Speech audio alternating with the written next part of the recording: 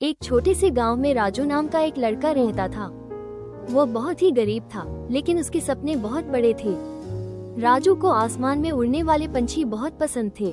वो अक्सर घंटों तक उन्हें देखता रहता था और सोचता था, काश मैं भी एक दिन इन पंछियों की तरह उड़ पाता। एक दिन राजू को गांव के बाहर एक घायल पंछी मिला। उसका एक पंख टूटा हुआ था और वो उड़ नहीं पा रहा था। राजू को उस पर बहुत दया आई। वो उसे अपने घर ले आया और उसका इलाज करने लगा। वो हर दिन उसे खाना खिलाता, पानी पिलाता और उसके पंख पर मरहम लगाता। धीरे धीरे पंछी ठीक होने लगा। जब पंछी पूरी तरह से ठीक हो गया तो राजू उसे आसमान में उड़ाने के लिए गांव के बाहर ले गया। पंछी ने एक बार राजू की तरफ देखा, जैसे वो उसे धन्यवाद कह रहा हो, और फिर आसमान में उड़ गया। राजू उसे उड़ता देख बहुत खुश था। कुछ दिनों बाद राजू अपने घर के बाहर बैठा था। तभी वही पंछी वापस आया।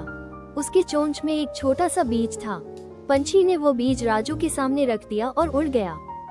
राजू ने उस बीज को अपनी झोपड़ी के पास लगा दिया। उसने उस पौधे की खूब देखभाल की। कुछ महीनों बाद उस बीज से एक बहुत ही सुंदर और चमकीला पौधा निकला। उस पर सोने के फूल लगे थे। राजू को ये देखकर बहुत आश्चर्य हुआ।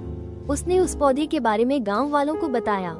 गांव के लोग भी उसे देखकर हैरान रह गए। धीरे धीरे उस पौधे की वजह से राजू की गरीबी दूर हो गई। उसने उन सोने के फूलों को बेचकर अपना और अपने परिवार का जीवन सुधार लिया। राजू को समझ आ गया था कि उसने जो पंछी की मदद की थी, ये उसी का फल था।